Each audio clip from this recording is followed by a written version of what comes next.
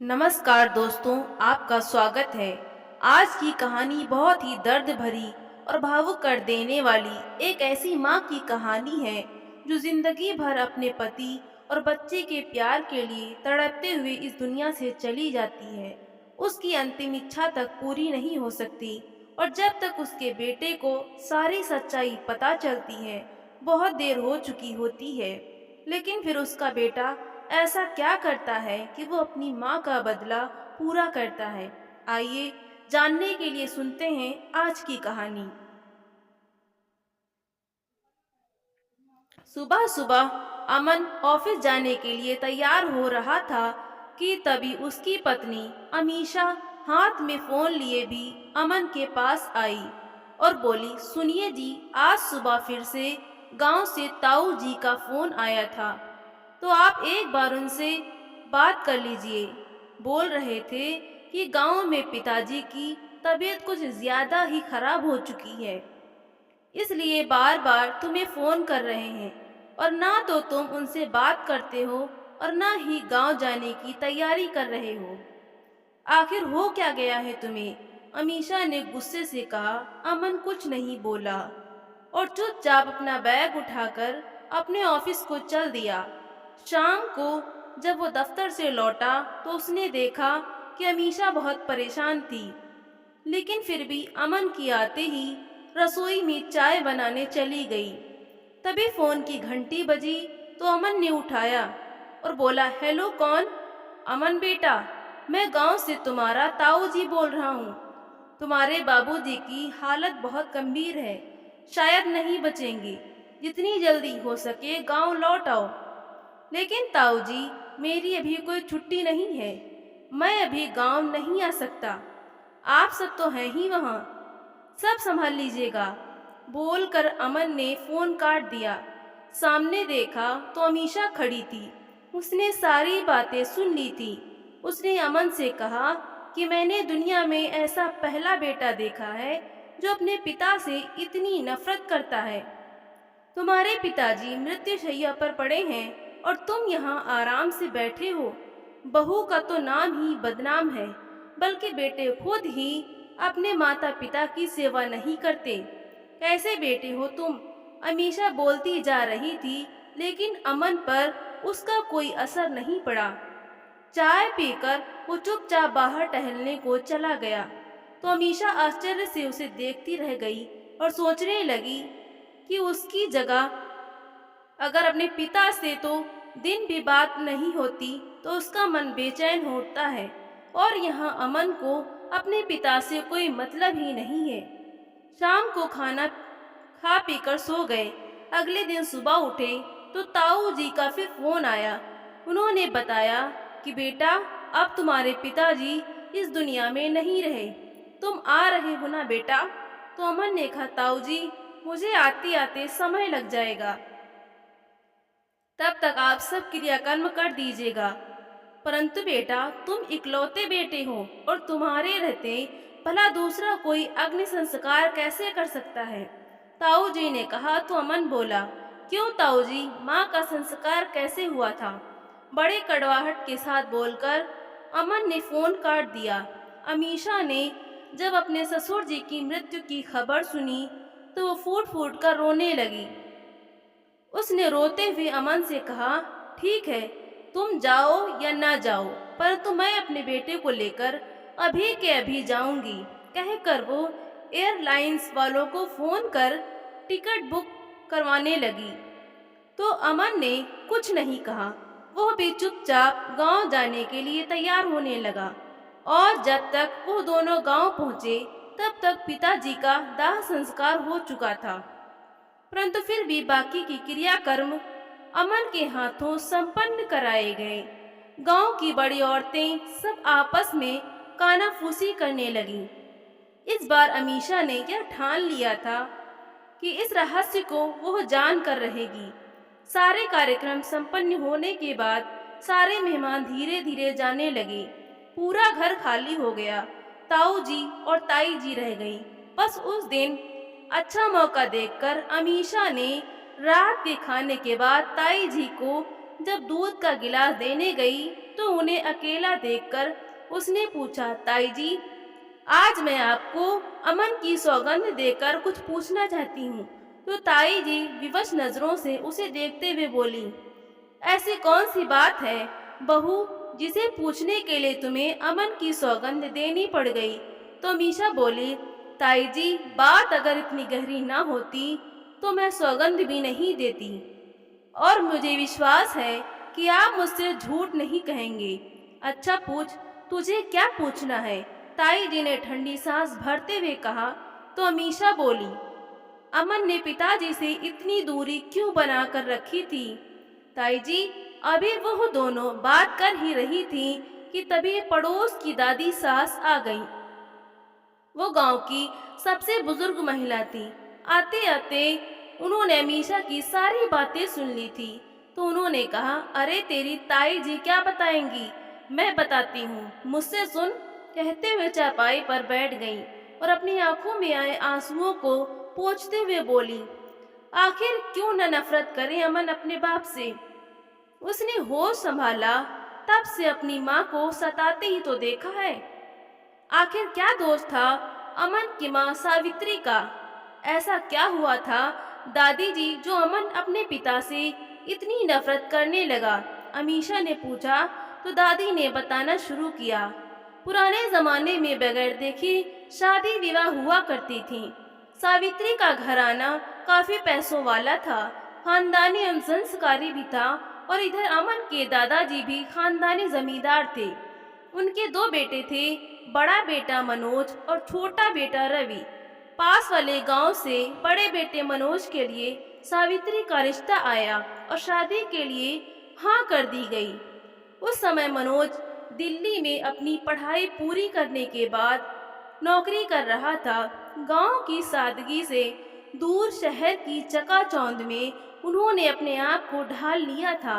ऐसे में जब अचानक उन्हें गांव बुलाया गया और बगैर उनकी मर्जी जाने उनकी शादी कर दी गई, तो उन्हें ऐसा लगा मानो कि सारी जिंदगी बर्बाद हो गई हो। पिता के डर और संपत्ति से बेदखल हो जाने के कारण उन्होंने चुपचाप शादी कर ली। परंतु जब शादी के बाद दुल्हन को देखा तो उनके होश उड़ गए। बेहद छोटे कद की, सांवले रंग की एक 8वीं पास लड़की उनके सामने पत्नी बनकर खड़ी थी। उस समय यही देखा जाता था कि लड़की संस्कारी हो, अच्छे घराने से हो। मनोज बाबू ने सपना देखा था कि वो अपने ही समान पढ़ी लिखी और सुंदर लड़की से शादी करेंगे, परंतु अपने सपनों को टूटते देखकर बगैर किसी को बताए वो रातों रात गांव से वापस दिल्ली आ गई।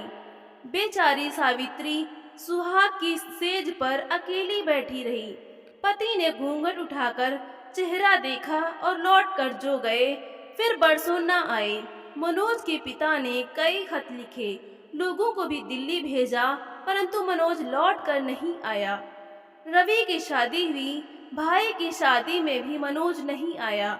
मनोज के पिता सावित्री को देखते तो दुखी हो जाते। सावित्री बिना किसी शिकायत की दिन भर सारे घर के काम करती, ससुर की सेवा करती, साथ में देवर और देवरानी की भी बहुत इज्जत करती। रवि भी अपनी भाभी की बहुत इज्जत करता था। अपने भाई के रवैये से बहुत परेशान था, परंतु उनके हाथ में कुछ भी नहीं था कि वो कुछ भी कर पाते। किसी दिन अगर किसी चीज में मदद कर देता या प्यार के दो बोल बोल देता तो उनकी पत्नी उन्हें ताने देने लगती। सावित्री सब सुनती थी और समझती थी, परंतु अपने दुर्भाग्य के आगे और किसी की क्या शिकायत करें। पति द्वारा कुरूप कहकर ठुकराई जाने के पश्चात वो सदा घूंघट में ही रहती। सुख तो जैसे उसके जीवन से विलीन हो गया था। कुछ भी पूछे जाने का जवाब तो सर हिलाकर हाँ या ना में दे देती। मनोज के पिता यह सब देखकर मन ही मन अपने आप को अपराधी मानकर दुखों के सागर में डूबने लगे थे, और शायद इन्हीं दुखों के कारण एक दिन इस दुनिया को छोड़कर चल बसे। मनोज बाबू को खबर पहुंचाई गई तो गांव आ गए, क्योंकि पिता का दाह संस्कार करना था, मजबूरी थी। बस कुछ दिनों तक गांव में रहना पड़ा। क्रियाकर्म खत्म होने के बाद छोटे भाई ने कुछ दिन और रुकने का आग्रह किया ताकि जमीन जायदाद के बारे में दोनों भाई अच्छी तरह जान ले। तो वहीं रुकने के लिए तैयार हो गया। आखिर जमीन जायदाद का लालच किसी नहीं होता।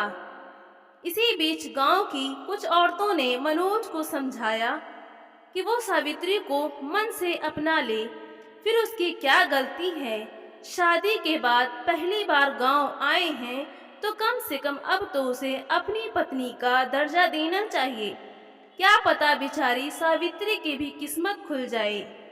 तो पता नहीं क्या सोचकर मनोज इस बार सावित्री के कमरे में सोने लगा तो सावित्री को भी बहुत खुशी हुई। ना सही पर अभी ही उसे अपना ले तो क्या पता उसकी जिंदगी संवर जाएगी। लेकिन यह सब कितने दिनों तक चलता। एक दिन मनोज वापस दिल्ली लौट गया तो सावित्री फिर से उदास रहने लगी। एक दिन अचानक सावित्री को सुबह उठते ही उल्टियां शुरू हो गईं। तो चाची सास और दादी सास बहुत खुश हो गईं और पूरे गांव में खबर दी तो सब लोग बहुत खुश हो गए कि आखिर मनोज ने सावित्री को अपना ही लिया। परंतु सावित्री यह सब जानती थी कि प्यार वाला प्यार कुछ नहीं था, सिर्फ एक जिस्मानी जरूरत जैसे मजबूरी में मनोज को अपनी पत्नी के साथ पूरी करनी पड़ी। गर्भावस्था में भी सावित्री बेचारी घर का पूरा काम करती और अपनी देवरानी के हुक्म सुनती। बेचारी रवि की अपनी पत्नी के आगे एक न चलती थी। ऐसा नहीं था कि सावित्री के मायके वाले इन सारी घटनाओं को नहीं जानते थे। वो कई बार सावित्री को लेने के लिए आए लेकिन सावित्री अपने मायके नहीं गई। उसने साफ साफ कह दिया कि जो मेरी तकदीर में था वही मुझे मिला, इसमें किसी का कोई दोष नहीं है। मैं यहाँ से अब नहीं जाऊंगी। मैं नहीं चाहती हूँ कि मेरी वजह से मेरे पिता और भाइयों का सर नीचा हो। खैर भगवान उस पर थोड़े सहायक हुए। उसने एक गोरे चिट्टे स्वस्थ बेटे को जन्म दिया और अब तो उस बेचारी को जीने का सहारा मिल गया था। परंतु उसकी देवरानी जलकर राख ही हो गई। गाय बगाए उसने कई बार लोगों के सामने ताने भी दिए कि क्या पता यह बच्चा जेठ जी का है, ये मेरे पति का। यह सुनकर तो सावित्री का कलेजा दहल जाता। परंतु बेचारी क्या करती, सिर्फ भगवान के चरणों में अपने आंसू बहा लेती। प्रसूति गृह से निकलते ही उस बेचारी ने पहले की तरह घर का काम संभाल लिया। एक तरफ बच्चे को संभालती, दूसरी तरफ घर के काम रवि ने कई बार भाभी की मदद करने के लिए घर में काम वाली बाई रखी। परंतु उसकी पत्नी ने किसी को टिकने नहीं दिया। वो अपने आप को घर की मालकिन समझती थी। मन में अलगाव की पीड़ा लिए सावित्री प्रतिदिन अपनी देवरानी से अपमानित होती रहती। परंतु उसके जीने का सिर्फ एक ही उद्देश्य रह गया था, उसका बेटा अमन। इसके पीछे वो अपना दुख भूलने की कोशिश करती रही। पर उसके बाद किसी तरह की कोई सेवा और अच्छा भोजन न मिलने के कारण धीरे धीरे सावित्री का शरीर कमजोर होने लगा। आखिर उसका था ही कौन जो उसकी चिंता करता। एक ससुर थे, वो भी इस दुनिया से चले गए थे। हाँ, गांव के सारे लोग और आंगन की जितनी भी बूढ़ी औरतें थीं कि सभी उसे बहुत मानती थीं। उधर मनोज ने अपनी दूसरी शादी कर रखी थी और इसीलिए वो गांव नहीं आता था। इस बात की खबर काम वालों के साथ साथ सावित्री को भी हो गई थी। लेकिन उसने अपने बच्चे के सहारे जीने का सोच लिया था। वो अक्सर सोचती रहती कि पति का प्यार ना सही, लेकिन एक बच्चे के सहारे उसकी जिंदगी कट जाएगी। परंतु तकदीर को भी यही मंजूर नहीं था। जब अमन 3 साल का हो गया तो एक दिन अचानक मनोज गांव में पहुंचा और अपना हुक्म सुना दिया कि वो अमन को लेकर दिल्ली जा रहा है। यह सुनते ही सावित्री के ऊपर तो मानो विपत्ति का पहाड़ ही टूट पड़ा। जो बच्चा उसके जीवन का सहारा था, उसके दूर होने की कल्पना मात्र से ही मानो उसके प्राण निकले जा रहे थे। सावित्री ने अमन को अपनी गोद में उठा लिया और रोते हुए बोली, अपने बेटे को मैं कहीं नहीं जाने दूंगी। यह हमेशा मेरे साथ ही रहेगा। मेरी जिंदगी में और है ही कौन। यह एक बेटा ही है जिसके सहारे मैं अपनी जिंदगी काट सकती हूँ। क्यों आप इसे मुझसे दूर कर रहे हो? तो मनोज ने बच्चे को अपनी ओर खींचते हुए धमकी देते हुए कहा, या तो यह बच्चा मेरे साथ जाएगा, नहीं तो इसे इस दुनिया से ही भेज दूंगा। इतना सुनते ही सावित्री असमंजस में पड़ गई। अपनी माँ को रोते देख अमन भी जोर जोर से रोने लगा और अपनी माँ की तरफ जाने के लिए छटपटाने लगा। पर मनोज को उस पर बिल्कुल भी दया नहीं आई और वो लगभग उसे खींचते हुए गोद में उठाकर चल पड़ा। जो बच्चा उन्हें पहचानता तक नहीं था, आज मनोज उस बच्चे का बाप बनकर आया था। मनोज तो अमन को लेकर चला गया, पर इधर ना जाने कितने दिनों तक सावित्री बिना खाए पिए कमरे में चुपकर रोती रहती। उधर कुछ दिनों तक बच्चे ने परेशान किया, पर धीरे धीरे वो अपनी माँ को भूलने लगा। मनोज ने अपनी दूसरी पत्नी को ही उसकी माँ के रूप में बताया और इसी तरह लगभग 8 साल बीत गए और इन 8 सालों में बेचारी सावित्री हर क्षण अपने बच्चे के लिए तड़पती रहती। उन दिनों घर घर फोन भी नहीं हुआ करता था, बस एक बाकी की चिट्ठी और तार का इंतजार किया करते थे। मन का यह रोग तन पर भी भारी पड़ गया और एक दिन पता चला कि सावित्री को कैंसर हो गया, तो आसपास की सभी औरतें सावित्री से मिलने के लिए आईं और खूब रोईं। लेकिन उनके रोने से सावित्री का भाग्य कहाँ बदलने वाला था। उसकी देवरानी भी उसे अकेली छोड़कर दूसरी जगह जा बसी थी। जब सावित्री की दोनों भाइयों को अपनी बहन के कैंसर के बारे में पता चला, तो दोनों भाई सावित्री से मिलने के लिए आए और उसे अपने साथ घर ले जाने को कहा। तो सावित्री ने साफ साफ कह दिया कि एक परित्याग की हुई पत्नी के रूप में मैं ससुराल से मायके नहीं जाती हूँ। मैं अपने ससुराल से ही सुहागन के रूप में विदा होना चाहती हूँ। अगर आप सब लोग मेरे ऊपर इतनी ही दया करना चाहते हैं, तो बस एक बार मुझे मेरे बेटे से मिलवा दीजिए। बस आप सबके लिए इतनी ही विनती है। तो सावित्री के देवर रवि से अपने भाभी का दुख देखा नहीं गया। उसने अपने बड़े भाई को अपनी भाभी की बीमारी के बारे में खबर कर दी और उनकी इच्छा भी बता दी।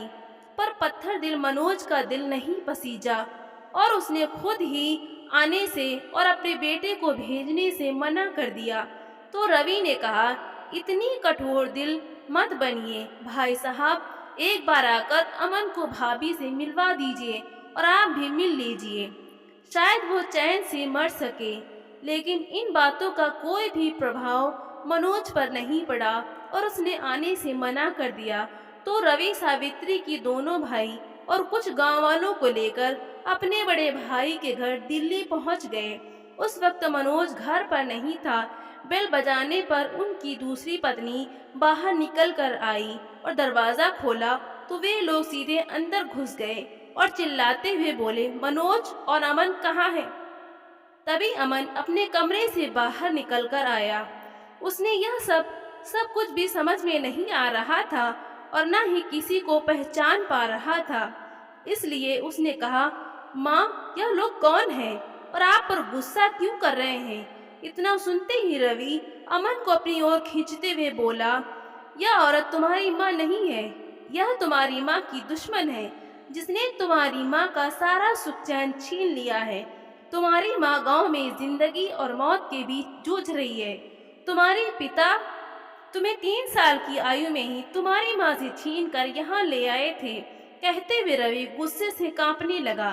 तो वहाँ खड़ी उस औरत ने अमन से कहा, अमन बेटा, तुम अंदर जाओ। तो रवि चिल्लाकर बोला, कहीं नहीं जाएगा, या आप सीधा हमारे साथ गांव जाएगा। तभी सावित्री के भाई ने कहा, और हाँ, मनोज को एक बात जरूर कह देना कि अब हम उसे छोड़ने वाले नहीं हैं। हम सारे लोग मिलकर कानूनी तौर पर कार्यवाही करेंगे। सारा समाज, सारे परिवार, सब लोग हमारे पक्ष में हैं। बोल देना उसे। इन सब की बातें सुनकर अमन तो सकते में आ गया। उसे आज तक पता ही नहीं था कि उसके माँ कोई और है। उसने तो हमेशा माँ की जगह उस महिला को ही देखा था।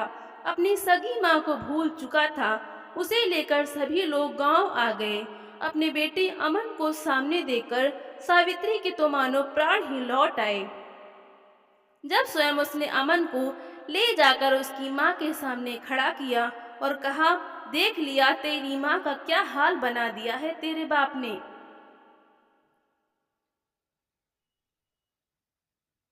तो अमन भौचक्का सा खड़ा होकर उस हड्डियों के ढांचे को देखता रह गया, जिसे सब उसकी माँ बता रहे थे। अब वो 10 साल का बच्चा था।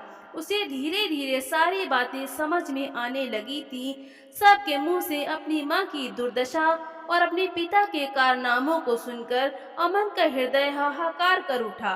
सावित्री अपने बेटे को गले से चिपका कर खूब रोई। आज शायद भगवान को भी उसके साथ रहने की इच्छा हो गई थी और चारों तरफ से काली घटाएं घिर आईं। धीरे धीरे आंधी और बिजली के साथ मूसलाधार बारिश होने लगी। सुबह होने तक मनोज भी आ गया था और अपने बेटे को ले जाने की धमकी देने लगा। तो उसके छोटे भाई रवि ने कहा, भाई साहब, भाभी 2-4 दिनों की मेहमान है, इसलिए आप उसमें 2-4 दिनों तक यहीं रुक जाइए। भाभी की भी बड़ी इच्छा है कि उनकी चिता को अग्नि अमन ही दे। तो मनोज ने कहा, यह बीमार और पागल औरत के पास मैं अपने बेटे को 1 मिनट भी नहीं छोड़ूंगा। कहते हुए उसने अमन का हाथ पकड़ा और खींचकर वहां से ले गया। अमन बेचारे को इधर से उधर घसीट रहे थे। उसे कुछ समझ में नहीं आ रहा था कि वो करे तो क्या करे। अगले दिन सावित्री की सांस उखड़ने लगी।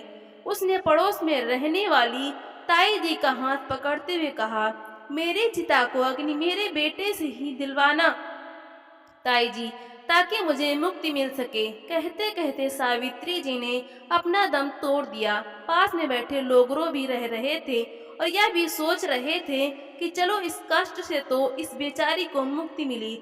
उसका दाह संस्कार करने के लिए उसके बेटे को बुलाया गया, लेकिन मनोज ने न तो उसे आने दिया और न ही खुद आया। धीरे धीरे समय बीतता गया। अमन को भी अब सब कुछ समझ में आने लगा था। अंतिम क्षणों में अपनी माँ से मिला था।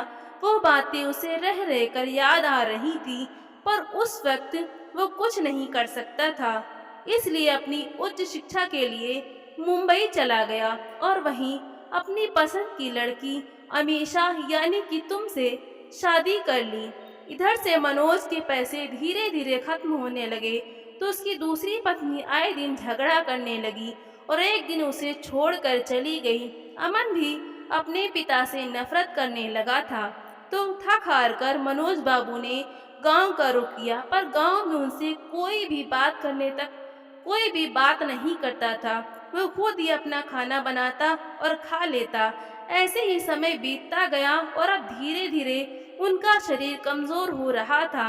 अपने बेटे को जब भी फोन लगाते तो वो कभी नहीं उठाता। एक दिन बार बार फोन करने पर अमन ने फोन उठा लिया और बोला, बाबूजी, मैंने अपनी पत्नी को आपकी करतूतों के बारे में कुछ नहीं बताया है। अगर आप चाहते हैं कि उसकी नज़रों में आपकी इज्जत बनी रहे तो रोज रोज मुझे फोन करके पुराने घाव ताज़ा मत कीजिए। पूरे परिवार और समाज की बेरुखी ने उन्हें अंदर तक तोड़ कर रख दिया था। अब उन्हें अपनी गलतियां याद आ रही थीं, लेकिन अब बहुत देर हो चुकी थी। अब अंतिम समय में उनकी देखभाल करने वाला कोई नहीं था। तो थक हार कर पड़ोस में रहने वाले तेरे शर्मा ताऊ जी ने अमन को फोन किया, लेकिन अमन के जवाब के आगे तो कुछ चुप रह गए, क्योंकि उन्हें पता था कि जब सावित्री का आखिरी वक्त था तब सब लोगों ने कितनी विनती की थी अमन को रोकने की, परंतु मनोज बाबू अमन को लेकर यहाँ से चले गए और सावित्री के अंतिम संस्कार पर भी उसके बेटे को नहीं आने दिया। उनकी अंतिम इच्छा भी पूरी ना हो सकी। अमन उनकी चिता को अग्नि दे। उस समय अमन 10 साल का था तो उसे थोड़ा थोड़ा समझ में आने लगा था। उस समय तो कुछ नहीं बोल सकता था, लेकिन जैसे जैसे बड़ा होता गया उसे अपने पिता से नफरत होने लगी और इसी वजह से अमन अपने पिता को अग्नि देने नहीं आया। अपनी सास की इतनी दुख भरी कहानी सुनकर अमीषा की आंखों से झरझर आंसू बहने लगे। उस पूरी रात पर अमीषा सो नहीं पाई और अगले दिन सुबह होते ही अमन वापस मुंबई चलने के लिए कहा। अपने घर वापस आकर अमीषा रोते हुए अमन से बोली, मुझे माफ़ कर दो अमन, मुझे पता नहीं था कि अम्मा जी के साथ इतना सब कुछ हुआ और उन्हें इतना दुख देने वाले बाबूजी ही थे। मैंने तुमसे कितना भला बुरा कहा पर तुमने मुझे कभी कुछ नहीं बताया।